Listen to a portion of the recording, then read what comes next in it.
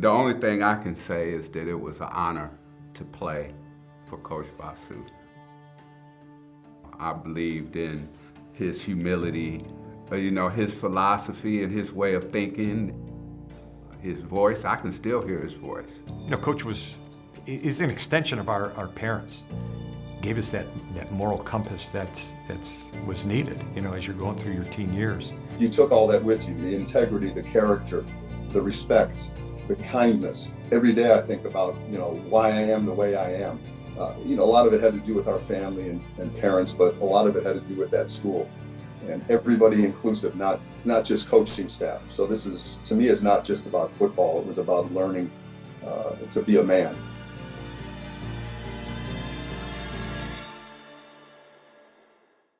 Well, it didn't start in 1973. It started in 1970 when we were freshmen, and we all came into the locker room. It seemed like our whole class was in there. And the coaches said, they told us what it's going to take to be a Bengal. And they weren't ripping on the kids that were there, but they go, more than half of you aren't going to make it. Take a look around. This is the biggest group you'll see. It's going to take hard work, dedication, sacrifice to make it through. And that was kind of like an eye-opening, like, oh, I'm out of grade school. The roar you hear from the opposite side of the field is for the Benedictine Bengals. Taking the field, they'll be in their light blue uniforms for the first time this season. And even the bigger roar you hear is for the Fighting Tigers of Ironton High School. No two teams are ever alike. Certainly, a certain level of talent is found in every championship team. That being said, there's a resolve that all championship teams at any level, what you might find, there's a resolve that they all have that kind of produces a synergistic effect. In other words, to look at synergy in mathematics, we got 1 + 1, that equals 2. But when you take a look at group dynamics, 1 + 1 = 3. You look at Benedictine football, you can look at professional levels, collegiate levels. There's that similarity in all great teams. Somewhere along the line, there's a resolve that we want to get this done. The first thing I noticed when I pulled up to Benedictine High School was a sign out front that said Home of Champions. Now, I had gone and visited other high schools. I had visited St. Joe's, St. Ed's, and a couple other schools, and not one other school had Home of Champions on the front of their building. And that, as an 8th grader, a 13-year-old, that impressed me because I was big on sports and I didn't like to lose. We had the best high school coach I could ever imagine having in Augie Bossu. He was a special guy.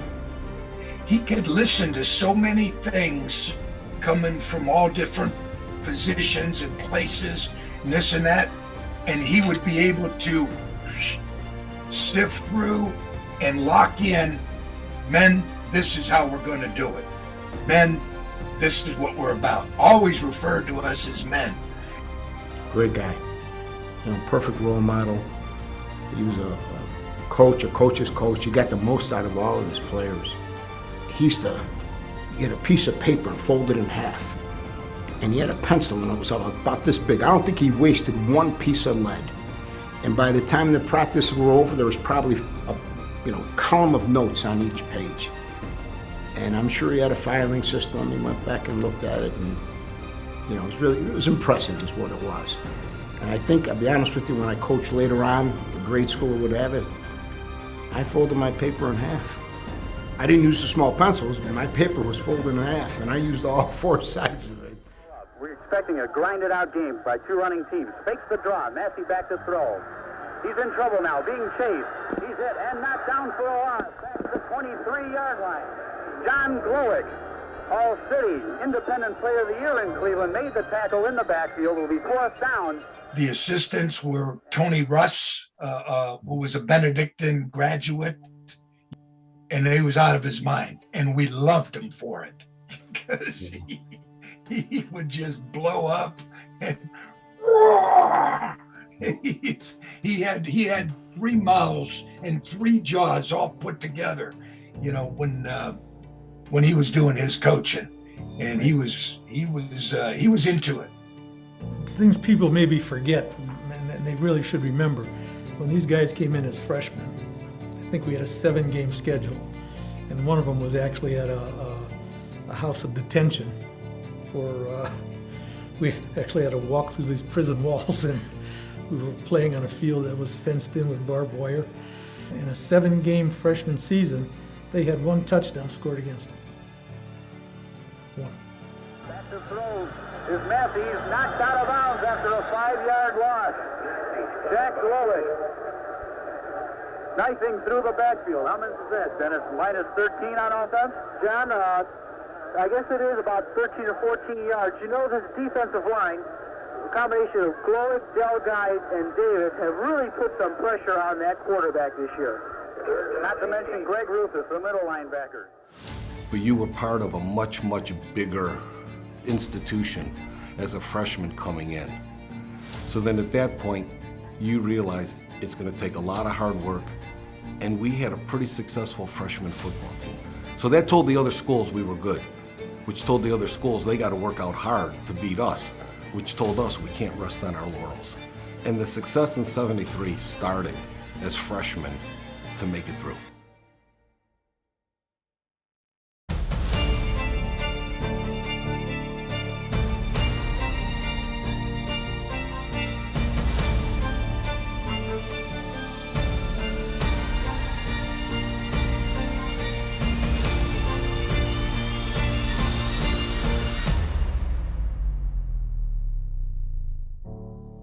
One of the traditions that every Benedictine, football player did as far as a practice routine was immediately before you left for practice and immediately when you got back from practice, you visited the grotto to pray.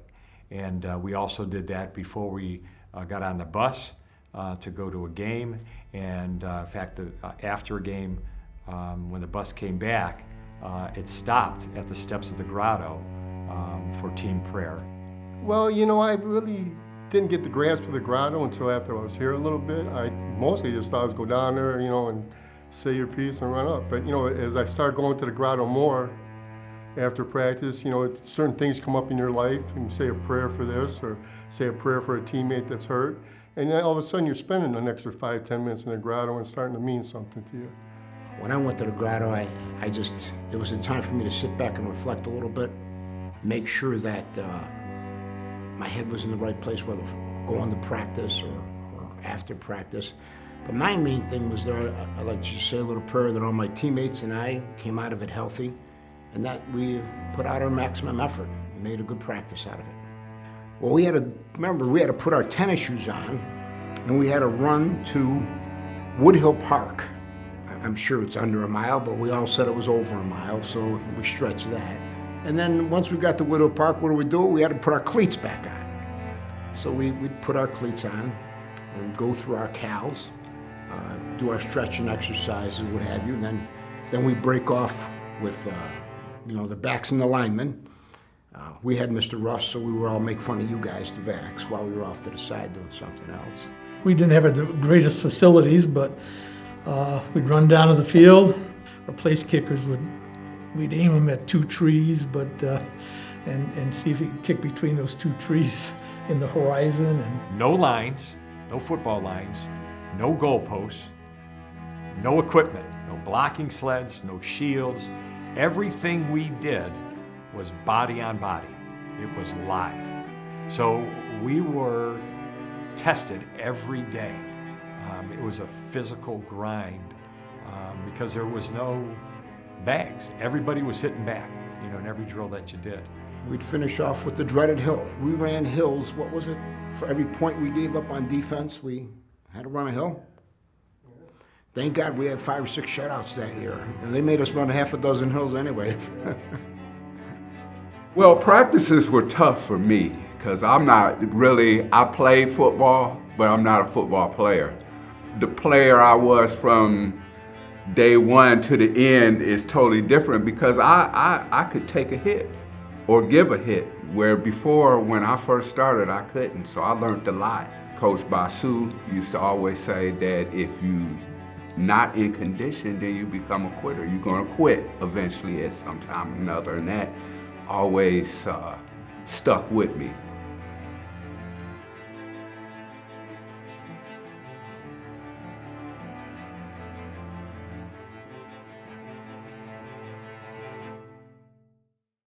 I can't even come up with words to say how great the man was. He helped me so much in 4 years, and probably, I don't want to say I didn't know it, but I probably didn't even realize it. I was a senior, and we had a little tough time, and we were just turning the corner. Well, I just happened to be coming down the steps as coach was coming out of the chapel. And so we were both going over to the gymnasium there where the coaches' rooms were. And he looked at me, he says, Al, I said, yeah, coach. He says, you know, I've had quarterbacks that could run the ball better than you. Then he looked at me, he says, I've had quarterbacks that could throw balls better than you. And he said, but I never had a quarterback that can do both as good as you. And that just, I mean, I didn't know what to say, you know. I mean, this is a legendary coach, a legendary man, and to get a compliment like that from him.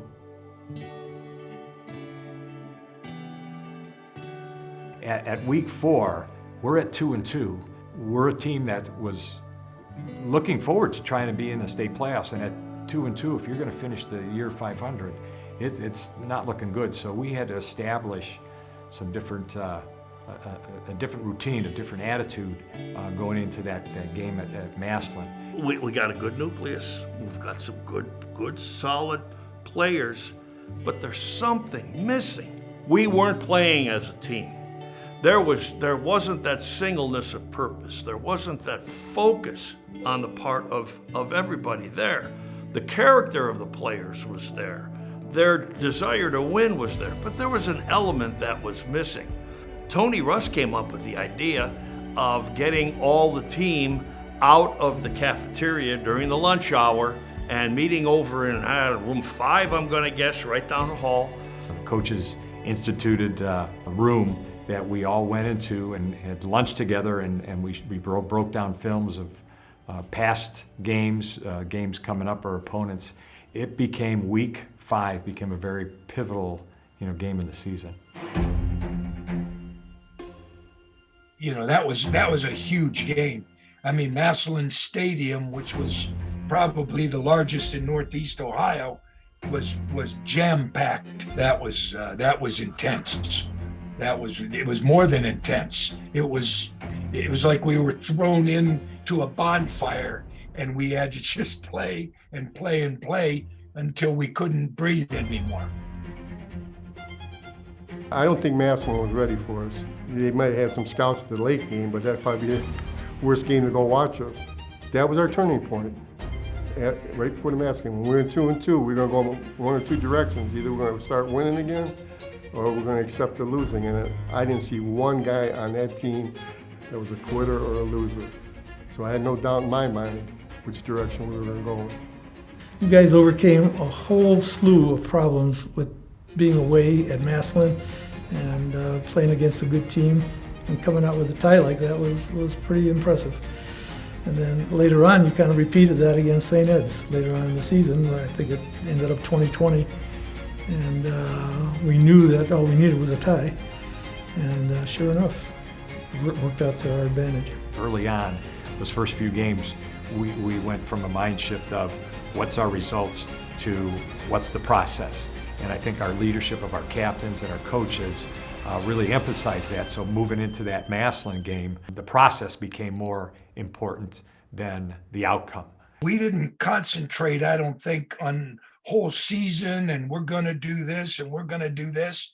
It was one at a time, one game at a time, and we're going to do this, and Coach Bossu would point that out to us, and we loved it. We thought about what are we doing today. We started better film studies, more intensity of practice, more focused.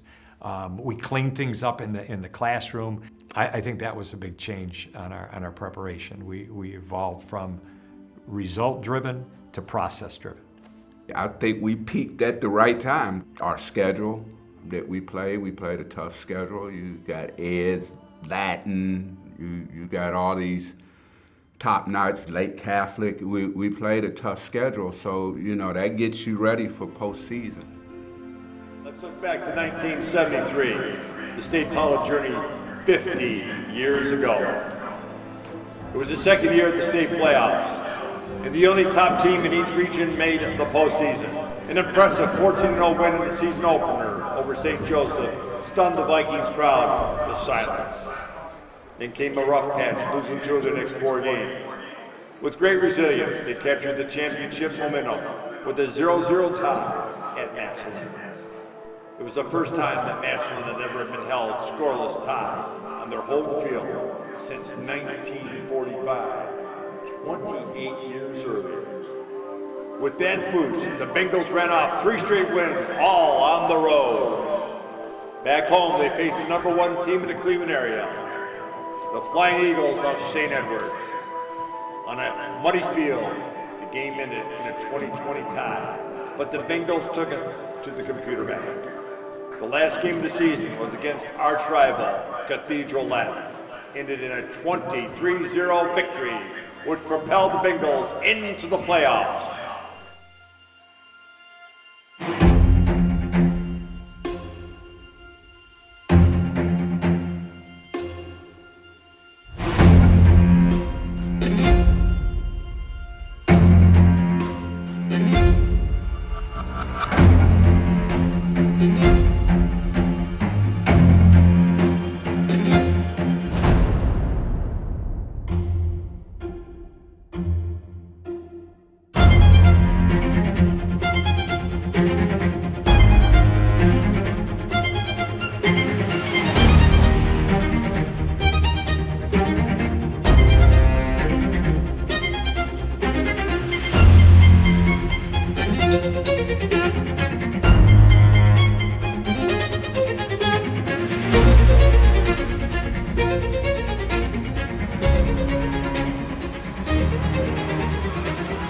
I didn't start a game till the 3rd game of the season. So during the semifinal, we were up 10-0, 3rd quarter, beginning of 4th quarter.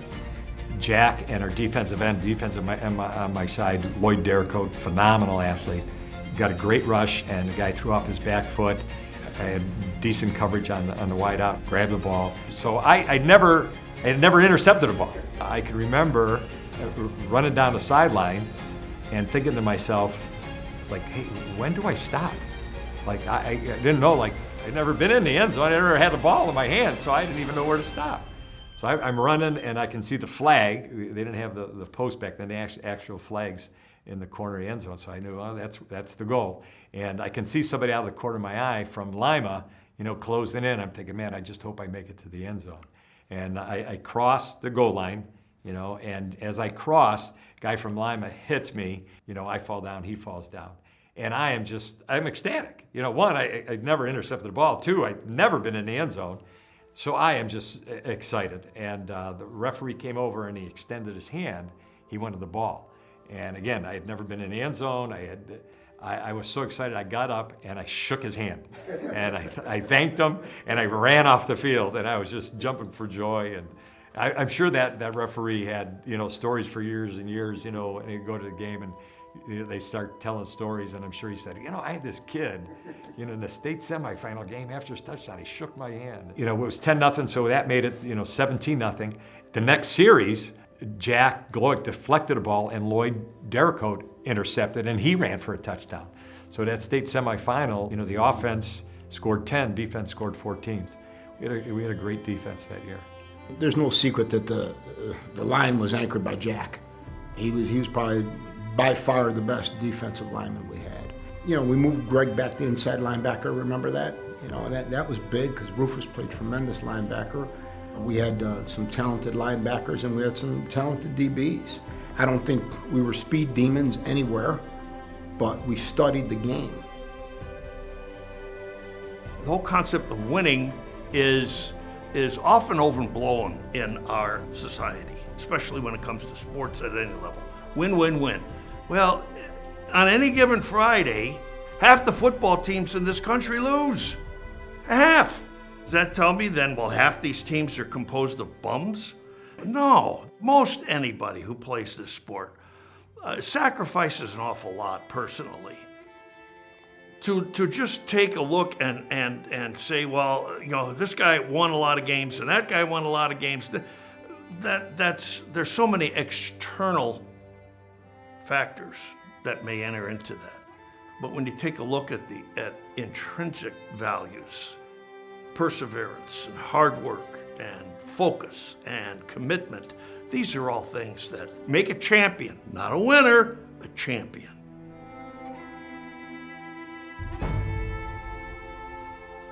Ladies and gentlemen, Mr. Chuck Paulso.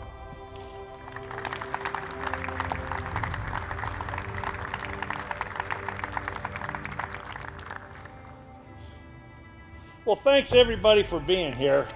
How many of you were coached by Joe Rufus? Raise your hand. I know there aren't many left. And how many of you had Joe as your teacher in class? There you go. How many of you had driver's ed from Joe? Joe Rufus.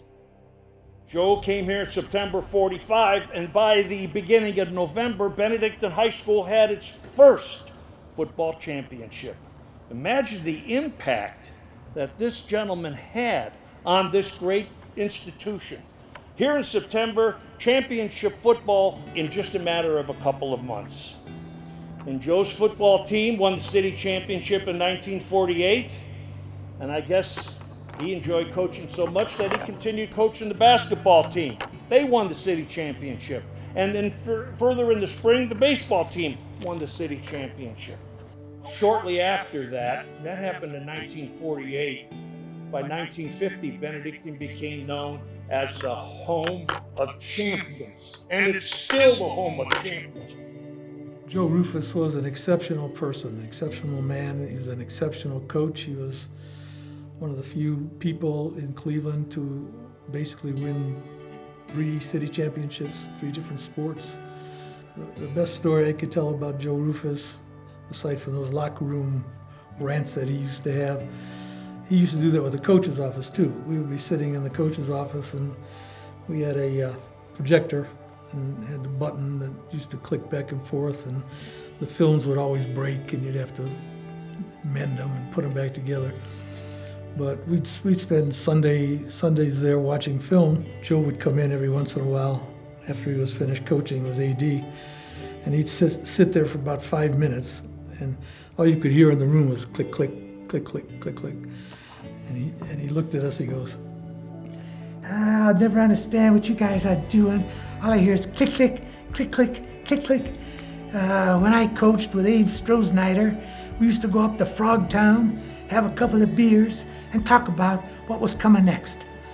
And you guys are sitting there going, click, click, click, click, click, click. I don't get it. Joe Rufus, his rally speeches were unbelievable. He would go off on a rant, and he usually ended with, we had no equipment, we had no tackling dummies, I was the dummy. Guys would just roll in their seats, so. Character is defined when nobody's looking. And there's only one thing that you're given, an opportunity. 3-yard line. 6:47 remaining in the first half. This is the biggest scoring threat of this state championship game. Coach Augie Bossu calling the plays from the bench. 4th down. Let's see what they decide to do. Will they go for the 3? They are going for it. They feel the defense can hold. The handoff. In for the touchdown. Otis Merrill, number 50. Right between left guard and tackle. They open up the hole. He went in standing up. And Benedictine breaks out on top 6-0. Coach Bossu made it real simple. We're going to run the ball over there on her 2 height, okay? And let's see if they can stop us.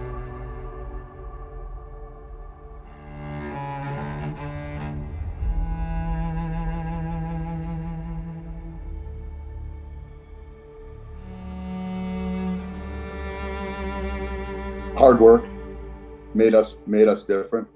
Of course, our coaching staff and teachers, facility,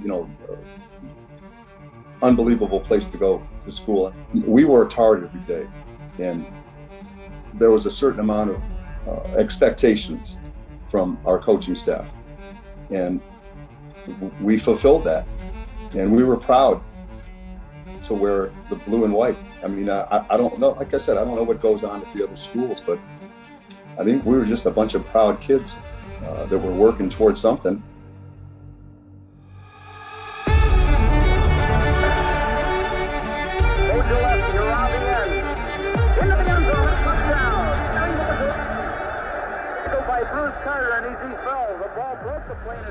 You know, the state championship game, by the third quarter, we had the team beat pretty well. And he could have went in for the kill and kept his shutout, but he unloaded the bench and he let everybody play. You know, because these are guys that generally don't see the field. So you hardly see the field during the season, and here you are in the biggest game of the year. It was nice. And then at the end, it was a little sobering knowing it was done. You know, that was the last game you were going to play with your buddies.